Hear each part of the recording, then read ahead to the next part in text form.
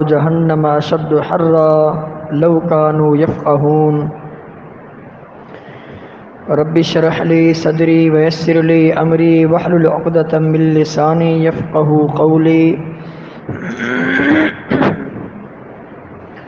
رب اعوذ بك من همزات الشياطين واعوذ بك رب ان يحضرون سبحانك لا علم لنا الا ما علمتنا انك انت العليم الحكيم۔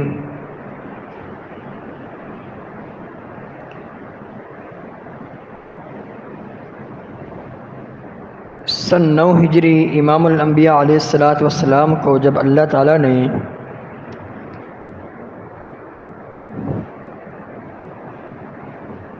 یہ حکم دیا کہ اللہ کے راستے میں جہاد فی سبیل اللہ کی طرف نکلو،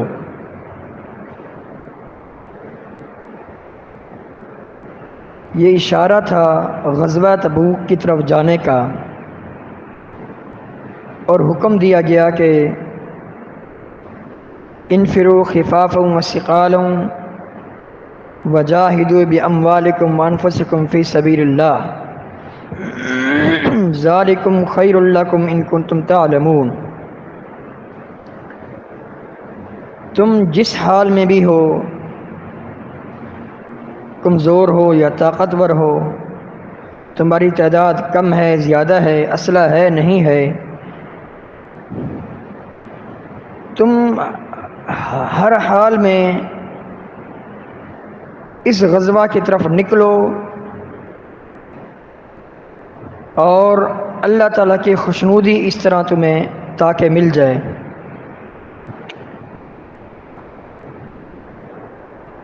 صحابہ کرام رضوان اللہ علیہم اجمعین نکلنے کے لیے تیار ہو گئے۔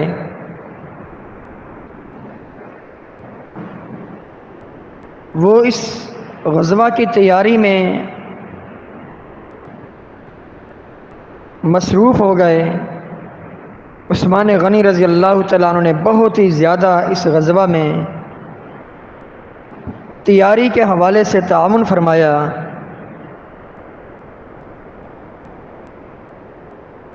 جس پر نبی کریم صلی اللہ علیہ وسلم نے انہیں یہ بشارت دی کہ اے عثمان، آج کے بعد اگر تم عمل کرنا چھوڑ دو تو یہ عمل کرنا چھوڑنا تمہیں نقصان دہ تمہارے لیے ثابت نہیں ہوگا۔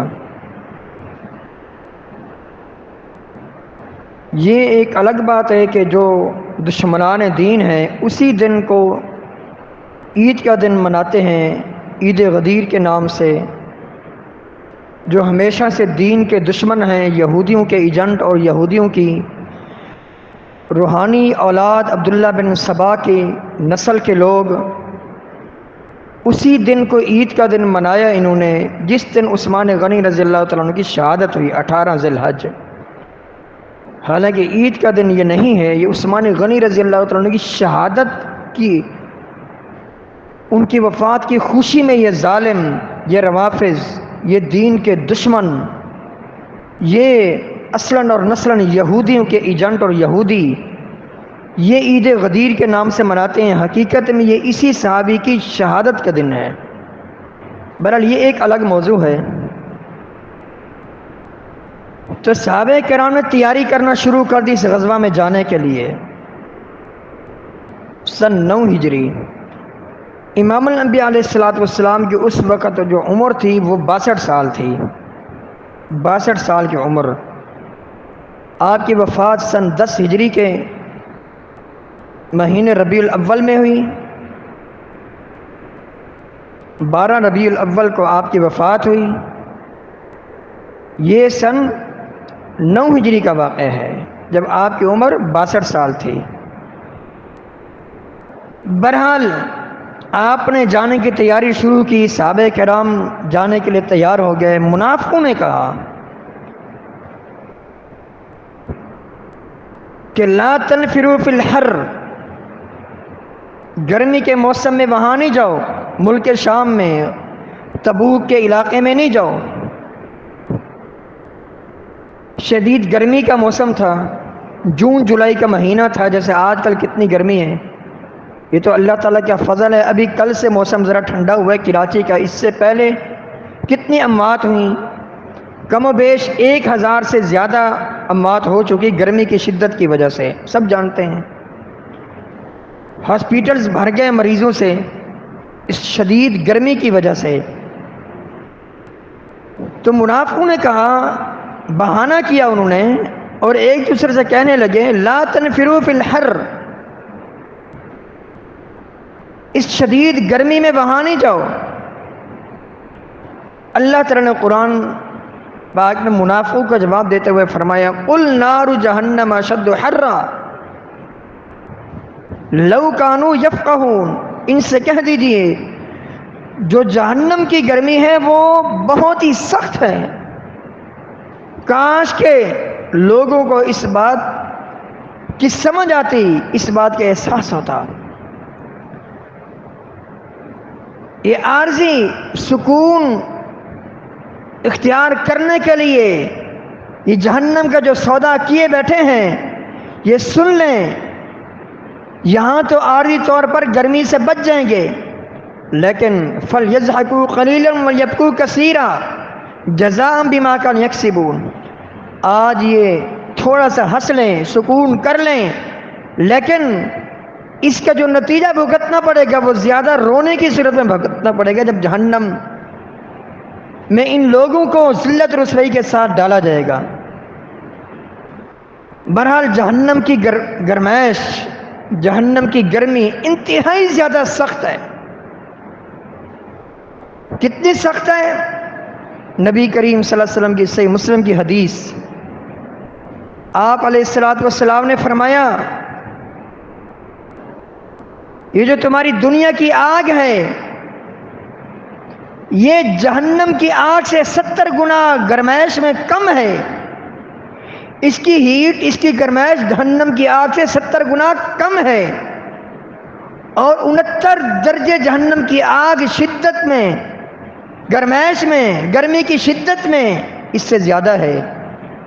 اور پھر فرمایا وہ جو 69 درجے ہیں نا، 69 درجے، ان میں سے ہر درجے کی جو گرمائش ہے دنیا کی آگ کی طرح ہے، یعنی دنیا کی آگ کے 69 حصے اگر کر لیے جائیں، ہر حصے میں جتنی گرمائش ہوگی اتنی گرمائش جہنم کے 69 درجوں میں اور حصوں میں ہوگی۔ دنیا کی آگ کی کتنی شدت ہے جو لوہے کو جلا دیتی ہے، جو بہت ساری چیزوں کو جلا کر راکھ کر دیتی ہے۔ فرمایا قل نار جہنم اشد حرا، جہنم کی آگ گرمائش میں دنیا کی آگ سے سخت ہے، کاش کہ لوگوں کو اس بات کا احساس ہو جائے۔ اور پھر جنہیں جہنم میں پھینکا جائے گا، جن مجرموں کو، جن کافروں کو، وہ جلتے ہی جاتے ہی کیا کہیں گے؟ یمد المجرم لو یفتدی من عذاب یومئذ ببنی کلا انہا لظا، فرمایا یہ آگ کا شعلہ ہے اور ایسا گرم ترین شعلہ ہے، نزاعۃ للشوا، جو انسان کی جو کھال ہے اس کو کھینچ لے گا۔ اور پھر کافر مجرم کہ جب جہنم میں ڈالا جا رہا ہوگا وہ کیا کہے گا؟ لو یفتدی من عذاب یومئذ ببنی، وہ جہنم کی گرمائش کو دیکھ کر، گرمی کی شدت کو دیکھ کر وہ کہے گا کاش کہ میرے بدلے میری اولاد کو جہنم میں پھینکا جائے، میری اہلیہ کو، میرے بھائی کو، میرے قنبے قبیلے کو، ومن فی الارض جمیعا ثم ینجی، پوری انسانیت کو، تمام کی تمام دنیا کی چیزوں کو میرے بدلے جہنم میں ڈالا جائے اور مجھے نجات مل جائے۔ اللہ تعالیٰ نے فرمایا کلا، ایسا ممکن نہیں ہے۔ اور پھر جہنم کی شدت کے بارے میں اللہ تعالیٰ نے فرمایا کہ جہنم کی شدت کیا ہے؟ کلا لینبذن فی الحطمہ، جو حرام مال کماتا ہے اور منہ پر یہ پیٹھ کے پیچھے برائی کرتا ہے اور حرام مال کما کما کر اپنا مال جمع کر رہا ہے، اور وہ یہ سمجھ رہا ہے کہ یہ مال ہمیشہ اس کے پاس رہے گا، الذی جمع مال معددا، جمع کر رہا ہے، شمار کر رہا ہے حرام مال، یحسب ان مالہ اخلدا، وہ یہ سمجھتا ہے کہ مال ہمیشہ اس کے پاس رہے گا اور اس کی عمر میں اضافے کے باعث بنے گا۔ فرمایا کلا نہیں، لینبذن فی الحطمہ، اسے اس جہنم میں پھینکا جائے گا جو توڑ پھوڑ کرنے والی ہے، جو ہڈیوں کو توڑ کر رکھ دے گی۔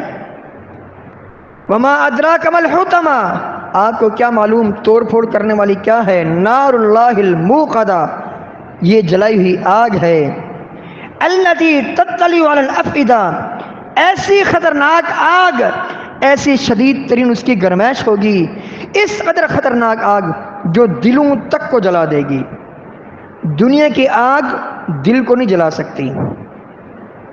علامہ حافظ صلاح الدین یوسف صاحب رحمۃ اللہ علیہ اس آیت مبارکہ کی تفسیر میں فرماتے ہیں دنیا کی جو آگ ہے وہ دل کو نہیں جلا سکتی۔ کیوں؟ اس لیے کہ دل جلنے سے پہلے پہلے بندے کی موت واقع ہو جاتی ہے۔ اگر کوئی بندہ اللہ نہ کرے آگ میں چلا جائے، وہ آگ، دنیا کی آگ دل کو نہیں جلاتی، دل تک پہنچنے سے پہلے پہلے بندہ ایکسپائر ہو جاتا ہے۔ لیکن جہنم کی آگ وہ ہے، اللہ تعالی ہم سب کو اس سے بچائے، التی تطلع علی الافئدہ، جو دلوں تک کو جلا دے گی۔ اللہ اکبر، انہا علیہ مؤصدہ فی عمد ممددہ، یہ لوگ، یہ جہنمی، یہ منافق، یہ دنیا کے کافر، دنیا کے مجرم، بہت بڑے بڑے ستونوں میں ان کو پھینکا جائے گا اور جمع کیا جائے گا۔ بہت بڑے بڑے ستون ہوں گے اور جو اوپر سے بالکل بند ہوگی، جیسے پریشر کوکر بند ہوتا ہے، اندر آگ ہوگی، یہ ہمیشہ وہاں جلتے رہیں گے۔ اللہم لا تجعلنا منہم۔ اور دنیا کی آگ کے شعلوں کے بارے میں فرمایا انہا ترمی بشرر کالقصر کانہ جمالۃ صفر، آگ، جہنم کی آگ محلات کے مانند اپنے شعلے پھینکے گی، جب وہ ٹوٹ کر گریں گے ایسا لگ رہا ہوگا جیسے بہت بڑے بڑے سرخ اونٹ ہیں۔ بڑے بڑے جہنم کی آگ کے شعلے ہوں گے جو بڑی بڑی عمارتوں اور محلات کے مانند ہوں گے۔ جب یہ شعلے ٹوٹ کر گریں گے ایسا محسوس ہو رہا ہوگا دیکھنے والے کو گویا کہ یہ سرخ اونٹ ہیں۔ اللہ اکبر، کأنہ جمالۃ صفر۔ اسی جہنم کے آگ کے بارے میں اللہ تعالیٰ کا فرمان کہ کلما نضجت جلودہم بدلناہم جلودا غیرہا لیذوقوا العذاب، جب یہ آگ، جہنم کی آگ، اللہ تعالیٰ کے نافرمان لوگوں کی کھالوں کو جلائے گی، کھالیں جل جائیں گی، پھر جان چھوٹ جائے گی؟ نہیں، بدلناہم جلودا غیرہا لیذوقوا العذاب، اللہ تعالیٰ نے فرمایا ہم ان کی کھالوں کو تبدیل کر دیں گے، چینج کر دیں گے، اور ہمیشہ ہمیشہ ان کو عذاب میں، اسی طرح یہ عذاب میں ہمیشہ رہیں گے، عذاب میں رہنا پڑے گا۔ اور پھر صحیح بخاری سے مسلم کی حدیث، نبی کریم صلی اللہ علیہ وسلم نے فرمایا جب کسی کافر کو، مشرک کو جہنم میں ڈالا جائے گا، اس کی باڈی، اس کی جسامت کتنی بڑی ہوگی آپ اس سے اندازہ لگائیے۔ اس کا جو ایک اس کی داڑھ ہوگی، داڑھ احد پہاڑ جتنی موٹی اور بڑی داڑھ ہوگی، وہ داڑھ جس سے ہم کھانا چباتے ہیں، خالی اس کی داڑھ کتنی بڑی ہوگی جتنا احد پہاڑ ہے۔ آج 12 سے 13 میلوں پر پھیلا ہوا ہے یہ احد پہاڑ۔ فرمایا احد پہاڑ جتنی کافر کی داڑھ ہوگی، جسم کتنا ہوگا، اس کی جسامت، اس کی قد و قامت کتنی بڑی ہوگی۔ صحیح مسلم کی حدیث، آپ علیہ الصلوۃ والسلام نے فرمایا اگر کوئی بندہ 3 دن یا 3 راتیں مسلسل چلتا رہے، تیز رفتار کسی سواری پر چلتا رہے، جتنا وہ 3 دن یا 3 راتوں کا سفر کرے گا اتنی بڑی اس کی جسامت ہوگی، اتنا بڑا اس کا جسم ہوگا، اور اس کے دونوں کندھوں کے بیچ میں اتنا فاصلہ ہوگا جتنا کہ 3 دن یا 3 راتیں مسلسل تیز سواری پر سفر کرتا ہے۔ وہ سینکڑوں میل ہو سکتے ہیں، وہ ہزاروں میل ہو سکتے ہیں، اتنی بڑی اس کی جسامت ہوگی۔ اور فرمایا کافر کی جو یہ کھال ہوگی کتنی موٹی ہوگی، اس کی کھال بھی اتنی ہی موٹی ہوگی کہ کوئی بندہ 3 دن مسلسل سفر کرتا رہے، جتنا وہ تیز سواری پر 3 دن تک سفر کرے گا اتنی موٹی اس کی کھال ہوگی۔ جسامت یہ نہیں ہوگی، جسم یہ نہیں ہوگا کسی مجرم کا، کسی کافر کا جو اس کو دنیا میں جسم ملا ہوا ہے، بہت بڑھ جائے گا۔ اللہ ایسا کیوں؟ فرما لیا ذوق العذاب، تاکہ عذاب کا مزہ یہ چکھتے رہیں۔ اس کے علاوہ بھی اللہ تعالیٰ نے اب عذاب کی بہت ہولناکیاں ذکر فرمائی اور ہمیں آگاہ فرمایا کہ ہم اس آگ سے اپنے آپ کو بچانے کی کوشش کریں، صرف اپنے آپ کو بھی نہیں۔ یا ایھا الذین آمنوا قوا انفسکم واہلیکم نارا، اے وہ لوگوں جو ایمان لائے ہو، بچا لو اس آگ سے خود کو بھی اپنے بچوں کو بھی۔ وہ آگ جس کا ایندھن لوگ اور پتھر ہیں، علیہا ملائکۃ غلاظ شداد، جس پر انتہائی سخت ترش غصے والے فرشتے مقرر ہیں، داروغہ مقرر ہیں۔ لا یعصون اللہ ما امرہم ویفعلون ما یؤمرون، اللہ تعالیٰ کے کسی کام کی وہ مخالفت نہیں کرتے، وہ وہی کچھ کرتے ہیں جس کا اللہ تعالیٰ نے ان کو حکم دیا ہے۔ تو اس آگ سے ہم نے بچنا ہے۔ کیسے بچیں؟ سب سے پہلا کام جو ہم نے کرنا، 2 کام کر لیں، 2 کام انشاءاللہ اللہ تعالیٰ کے فضل و کرم سے جہنم کی آگ سے بچ جائیں گے۔ پہلا کام، تمام کے تمام گناہوں کو چھوڑ دیں، تمام کے تمام گناہوں کو، وہ شرک ہو، وہ کفر ہو، وہ گمراہی ہو، وہ بدعت ہو، کیونکہ تمام کے تمام گناہ کے کام جہنم کی راہ دکھاتے ہیں۔ صحیح بخاری کی حدیث، سیدنا عبداللہ بن مسعود رضی اللہ تعالیٰ عنہ سے یہ حدیث مروی ہے۔ نبی کریم صلی اللہ علیہ وسلم نے فرمایا ان الفجور یہدی الی النار، جتنے بھی گناہ ہیں سارے کے سارے گناہ بندے کو جہنم کی راہ دکھاتے ہیں۔ تو ہم نے پہلا کام کیا کرنا ہے؟ تمام کے تمام گناہوں سے بچنا ہے، وہ چوری ہو، وہ ڈکیتی ہو، وہ بدکاری ہو، وہ شراب نوشی ہو، وہ جوا ہو، کوئی گناہ کا کام ہو، وہ شرک ہو، وہ بدعت ہو۔ علی ھذا القیاس جتنے بھی گناہ ہیں سارے گناہوں سے بچنا ہے۔ کیوں؟ اللہ نہ کرے خاتمہ اگر گناہ پر ہو گیا تو ایمان دل سے ختم ہو جاتا ہے۔ نبی کریم صلی اللہ علیہ وسلم نے فرمایا کہ جب کوئی بندہ بدکاری کرتا ہے، چور چوری کرتا ہے، شرابی شراب پیتا ہے، ڈاکہ زنی کرتا ہے، کوئی گناہ کرتا ہے، جس وقت وہ گناہ کر رہا ہوتا ہے اس کے دل سے ایمان نکل جاتا ہے۔ جب ایمان نکل گیا جنت سے محروم رہا۔ صحیح مسلم کی حدیث ہے، نبی کریم صلی اللہ علیہ وسلم نے فرمایا لن تدخلوا الجنت حتی تؤمنوا، اس وقت تک جنت میں جا ہی نہیں سکتے جب تک دل میں ایمان نہ ہو، یا اگر گناہ کی حالت میں اللہ نہ کرے وفات آ گئی تو ایمان نکل گیا۔ جب ایمان نکل گیا دل سے تو موت اس کا مطلب اللہ نہ کرے کفر پر ہوئی۔ جب کفر پر ہوئی بندہ جہنم کا ایندھن بنا۔ خاص کر شرک سے بچیے اور توحید کی غیرت اپنے اندر پیدا کیجیے۔ مشرک کے بارے میں نص صریح ہے، اللہ تعالیٰ کا فرمان انہم من یشرک باللہ فقد حرم اللہ علیہ الجنہ، جس نے اللہ کے ساتھ شرک کیا اس پر جنت حرام ہے، ومأواہ النار، اس کا ٹھکانہ جہنم ہے۔ اور بدعت سے بچیے، وہ کام جس کام کو پیارے پیغمبر صلی اللہ علیہ وسلم نے نہیں کیا اس کو ہم نیکی سمجھ کے نہ کریں، جس کو نبی کریم صلی اللہ علیہ وسلم نے جس کام سے روکا اس سے رک جائیں۔ کس سے روکا؟ فرمایا ایاکم محدثات الامور، بدعات سے بچو، دین میں نئے نئے کاموں سے بچو۔ ہمیں بچنا ہوگا، اگر نہیں بچیں گے کیا نقصان ہوگا؟ فرمایا کل بدعت ضلالہ، ہر بدعت گمراہی ہے، وکل ضلالۃ فی النار، اور ہر گمراہی جہنم کا ایندھن بنا دیتی ہے، گمراہی پھیلانے والے کو، گمراہی اختیار کرنے والے کو۔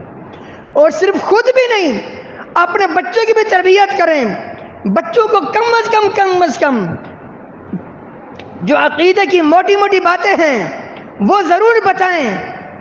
عقیدہ توحید کیا ہے، کسے کہتے ہیں، اتباع سنت کا کیا مطلب ہے، نماز کا کیا طریقہ ہے، نماز جنازہ کا کیا طریقہ ہے، وضو کا کیا طریقہ ہے، اسی طرح دیگر جو شریعت کے جو کام ہیں ان کے اختیار کرنے کا، ان کے اپنانے کا کیا طریقہ ہے، خود بھی سیکھیں بچوں کو بھی سکھائیں، کم از کم بچوں کو اتنی تعلیم ضرور دیں کہ کل کو جب ہم دنیا سے جائیں کم از کم ہمارے لیے دعائیں کرتے رہیں، کم از کم وہ ہماری نماز جنازہ پڑھا سکیں۔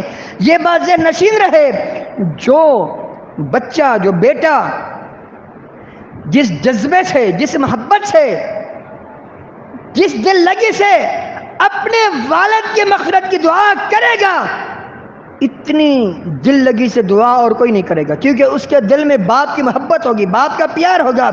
کم از کم اتنا بچوں کو ضرور بتائیں کہ بیٹا یہ نماز کا طریقہ ہے، نماز اس طرح پڑھنی ہے، نماز جنازہ کا طریقہ یہ ہے، نماز جنازے کی دعائیں خود بھی یاد کریں، بچوں کو بھی یاد کریں، صبح شام کی دعائیں ہیں، اور گھر سے نکلنے کی دعا، گھر میں داخل ہونے کی دعا، مسجد میں داخل ہونے کی، مسجد سے نکلنے کی دعا، کم از کم خود بھی پوری زندگی میں قرآن پاک کم از کم ایک بار ترجمے کے ساتھ ضرور پڑھیں، بچوں کو بھی پڑھیں، قرآن خود بھی سیکھیں، بچوں کو بھی سکھائیں۔ کم از کم یہ ہو جب ہم دنیا سے جائیں کل کو ہمارے بچے قرآن کی تلاوت کریں، دعائیں پڑھیں، ان کے پڑھنے کی وجہ سے ان کو بھی ثواب ملے، ہمیں بھی ثواب ملے۔ دو کام عرض کی، دو کام زندگی بھر کرتے رہیں، اللہ تعالیٰ جہنم سے بچائے گا۔ پہلا کام تمام کے تمام گناہوں سے بچنا ہے، دوسرا کام فرائض واجبات کی پابندی کریں، فرض روزے گزرے ان کی پابندی، جنہوں نے کی الحمدللہ، جنہوں نے نہیں کی وہ ابھی بھی ان کے بعد ٹائم ہے، ان روزوں کی قضا دیں، سب کی توبہ کریں، فرض نماز کی پابندی کریں، حج فرض ہو چکا تھا حج نہیں کیا، حج کریں، اسی طرح زکوٰۃ فرض ہو چکی تھی زکوٰۃ ادا کریں۔ شب و روز ہم سب پر اللہ تعالیٰ نے 5 نمازیں فرض کی ہیں، نمازوں کی پابندی کریں، فرائض واجبات کی پابندی کریں، تمام کے تمام گناہوں سے بچتے رہیں، انشاءاللہ جہنم سے بچ جائیں گے اور جنت کے مستحق بن جائیں گے۔ اور یاد رکھیے کامیاب صرف اور صرف وہی ہے جو جہنم سے بچا لیا گیا، جو جنت میں داخل کر دیا گیا۔ باقی دنیا کا مل جانا، دنیا کی چیزوں کا مل جانا، دنیا کے مال و متاع کا مل جانا، دنیا کے عہدوں کا مل جانا، دنیاوی ساز سامان کا مل جانا، یہ کوئی کامیابی نہیں۔ اگر یہ کامیابی ہوتی تو فرعون کتنا بڑا بادشاہ تھا، اگر یہ کامیابی ہوتی قارون کے پاس کتنے خزانے تھے، ان کے خزانوں کی جو اتنے زیادہ خزانے تھے، خزانوں کے جو تالے تھے، ان تالوں کی چابیاں بہت بڑی جماعت اٹھاتی تھی۔ نتیجہ کیا نکلا؟ آج تک وہ زمین میں دھنسایا جا رہا ہے، قیامت تک اسے دھنسایا جائے گا۔ کامیابی یہ ہے جہنم سے بچا لیا جائے، جنت میں داخل کر دیا جائے، جیسا کہ اللہ تعالیٰ کا فرمان فمن زحزح عن النار وادخل الجنت فقد فاز، جو جہنم سے ہٹا لیا گیا، بچا لیا گیا، جنت میں داخل کیا گیا وہی کامیاب ہے۔ اللہ تعالیٰ سے دعا ہے اللہ تعالیٰ ہم سب کو جہنم کی گرمی سے، جہنم کی شدت سے بچائے۔ یہ جو ہم گرمائش محسوس کر رہے ہیں یہ ذہن میں رہے، یہ جہنم آج ہم سے کروڑوں میل دور ہے، کہاں ہے کدھر ہے ہمیں پتہ نہیں، لیکن جب شدید گرمی ہوتی ہے آپ علیہ الصلوۃ والسلام نے فرمایا فَإِنَّهُ مِنْ حَفَيْهِ جہنم، یہ جہنم کی بھاپ ہے، جو ہم سے بھاپ برداشت نہیں ہوتی۔ جہنم کیسے برداشت ہوگی؟ جہنم کی تپش، جہنم کی گرمائش کیسے برداشت ہوگی؟ آج سورج کروڑوں میل دور ہے، وہ دن آنے والا ہے، اور پھر کروڑوں میل دور ہے یہ الگ بات ہے، لیکن آج کل ہم گرمی سے بچ سکتے ہیں، اے سی والے کمرے میں بیٹھ سکتے ہیں، اے سی والے گاڑی میں بیٹھ جاتے ہیں، پنکھے کے نیچے بیٹھ جاتے ہیں، چھت کے نیچے بیٹھ جاتے ہیں، درختوں کے نیچے بیٹھ جاتے ہیں، اس تپش سے بچ سکتے ہیں۔ ایک وہ دن آنے والا ہے جس دن سورج 1 میل کے فاصلے پر ہوگا، پوری انسانیت برہنہ ہوگی، اس وقت کیسے گرمی سے بچیں گے؟ اگر اس دن کی گرمی سے بچنا ہے تو آج یہ سوچ لیجئے، ہر گناہ سے بچنا ہے اور تمام کے تمام فرائض و واجبات کی پابندی کرنی ہے، خاص کر بڑے بڑے گناہوں سے اپنے آپ کو بچانا ہے، اور جو گناہ کفر تک بندے کو لے جاتے ہیں ان گناہوں سے بچنا ہے۔ مثلا نماز کو ترک کر دینا، جان بوجھ کر روزے فرض تھے ترک کر دینا، حج کو ترک کر دینا فرض تھا، جہاد کو ترک کر دینا جب فرض ہوا نہیں کیا، اسی طرح حج، اسی طرح زکوٰۃ، اسی طرح دیگر شریعت کے کام جو فرائض و واجبات میں آتے ہیں کرنے تھے نہیں کیے، بندہ کفر کی وادی میں چلا گیا۔ اللہ نہ کرے اسی پر وفات ہو جائے تو اللہ تعالیٰ سے دعا ہے اللہ تعالیٰ ہم سب کو اپنے اصلاح کرنے کی توفیق عطا فرمائے، خاص کر جہنم کی گرمی سے اللہ تعالیٰ ہمیں بچائے۔